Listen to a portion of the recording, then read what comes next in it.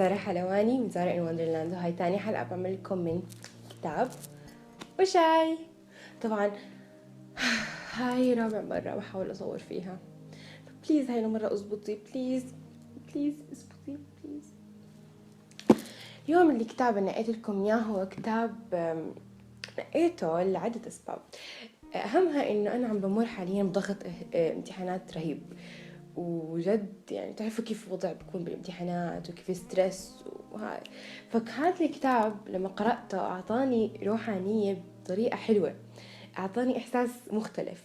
الكتاب غير عن باقي الكتب، يعني القصة غير، طريقة الكتابة مختلفة، الأحاسيس اللي بتمدك إياها جد حلوة. كتابنا اليوم قواعد العشق الأربعون باي إليف شفاق. إليف كاتبة روائية بتكتب باللغتين التركية والإنجليزية. نشرت هذا الكتاب 2010 بعد ثاني كتاب إلها. أول كتاب كان لقيطة اسطنبول، برضو كتاب كتير حلو ويمكن أعمل لكم ريفيو عليه. بس هذا الكتاب يعني أظن كتير انسمع، إذا ما سمعتوا عنه قرأتوه. انباع منه 55,000 نسخة بس بتركيا، كم بالكم بباقي الدول العربية. جد الكتاب ما عمره شفت حدا إنه قرأه ما عجبه. فإذا أنتم من هدول الناس وعجبكم بليز احكوا لي تحت، وإذا هدول الناس اللي قرأوه ما عجبهم برضو احكوا لي إنه it's interesting، أنا ما عمري شفت حدا إنه قرأوه ما حبه. كتابنا بيحكي عن قصتين بزمنين مختلفين، عن الزمن الحاضر وعن الزمن الماضي.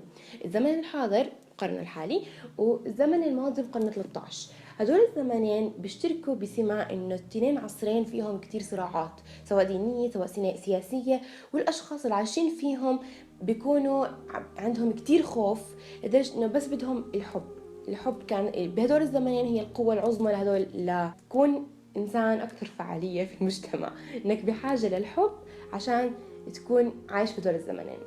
فتاخدنا إليف بزمن الحاضر مع امرأة أربعينية متزوجة وعندها أولاد، اسمها إيلا، عايشة حياة رتيبة نمطية تقليدية خالية من أي مشاعر أي أحاسيس أي أشياء حلوة. هاي إيلا بتكون تشتغل كناقدة بدور نشر، بيجي لها كتاب اسمه الكفر الحلو. الكفر الحلو روائي أوروبي بجول العالم. بيكون بالكفر الحلو بيحكي عن إيش؟ عن قصة جلال الدين وشمس الدين التبريزي. جلال الدين الرومي بيكون رجل دين متعمق بالمذهب الحنفي، عنده كتير علوم، عنده كتير ناس يعني بيتبعوه وبتاخدوا على طريقته. بيكون في رجل دين تقليدي ممكن نحكي. شمس بيكون واحد من الدراويش اللي بجول البلاد عشان يلاقي هذا الحدا اللي يعطيه حكمته. اتس جريت ستوري صراحة يعني. فلما جلال وشمس بيلتقوا، شمس بيلاقي جلال بإحدى مواكبه، ومن هديك اللحظة بصير في بيناتهم صداقة عميقة وقوية لمدة 3 سنين. غير شمس جلال من رجل دين عادي لمتصوف وشاعر وإنسان مليء بالشغف مليء بالحب، إنسان ما كان عليه من أول. فهاي التغيير بتغير من مين؟ مجرى حياة إيلا. فبتلاقي إنه أنا حياتي فاضية، أنا حياتي كتير عادية، ما عندي هذا الحب. فبتروح إيش؟ بتتواصل مع الروائي، ومن الروائي بتبدأ صداقة وبينتهوا بحب. بتكتشف حالها بجزء جديد من حياتها، بتكتشف قد هي شغوفة، قد هي مليئة بالأحاسيس وما بدها الحياة التقليدية النمطية.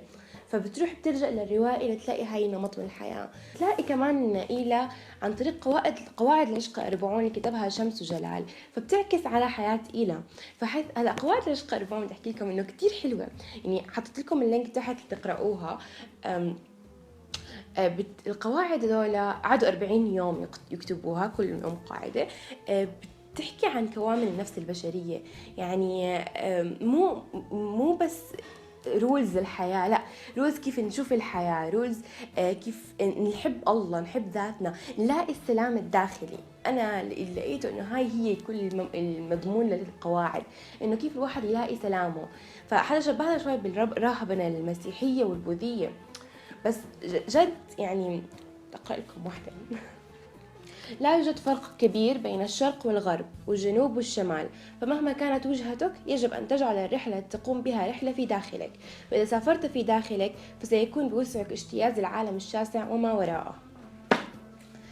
كتير حلو. فهدول القواعد هي بيحكوا عن تذهيب النفس، عن نقل النفس لليفل أعلى، لتكون قريبة من خالقها، لتكون قريبة من الكون. فبتشوف العالم بطريقة different من خلال هذه القواعد. وزي ما عكست على حياة إيلا بتعكس على حياتنا، بتكونوا أكثر روحانية بهاي الرحلة بهذا الكتاب. فبتمنى جد الكل يقرأها. نهاية الكتاب، نهاية جلال وشمس، كانت نهاية مأساوية، حيث أنه حتى جلال كتب ديوان الشاعر الكبير لا شمس دين التبريزي، أنه اختفى شمس، ما بنعرف وين. في ناس بيحكوا أنه اغتيل، في ناس بيحكوا أنه مات بقونيا كأنه، صلحوني مش عارفة أتأكد. فهو راح فجأة out of nowhere. وهذا برضو بيعكس على حياة إيلا. فإيلا لما تقرأ كتاب الكفر الحلو بتشوف إنه نموذج الشمس موجود بكل شخص عنده هاي الحكمة العقلانية، ولقيتها بالروائي. فمن هم تبدأ قصتهم مع بعض، وما بتنتهي بطريقة حلوة، بس تنتهي إنه إيلا اكتشفت كتير أشياء عن حياتها. فجد كتاب رائع، وجد كتاب إذا حابين تغيروا من طريقة كيف بتشوفوا الحياة اقرأوه، لأنه it's different. في خبر إنه هوليوود حتعمل قصة عنه، عن جلال الدين الرومي. اسمه رومي، وكان المفروض إنه ليوناردو دي كابريو يمثل في دور جلال.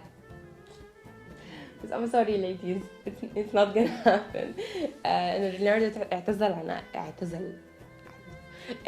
عن هذا الدور. اعتذر، أو كانت هي already إشاعة we don't know yet، بس شكله فيه فيلم وبس مو ليوناردو.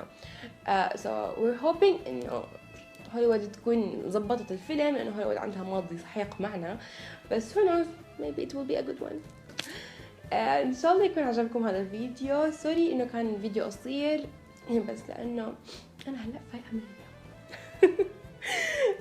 ولأنه عن جد هاي رابع مرة بعمل فيديو. It's hard, YouTube thing is hard. بس I love it. I make it to make myself happy. So إذا عجبكم هذا الفيديو please like it. إذا ما عجبكم like it وحكوا لي ليش. Please leave your comments, subscribe if you didn't subscribe yet, share if you like it. Thank you for being a part in my wonderland. إذا أنت جداد please welcome to my wonderland. It's fun here. واحكوا لي إيش بدكم كتب تانية أحكي لكم عنها. That's all you guys.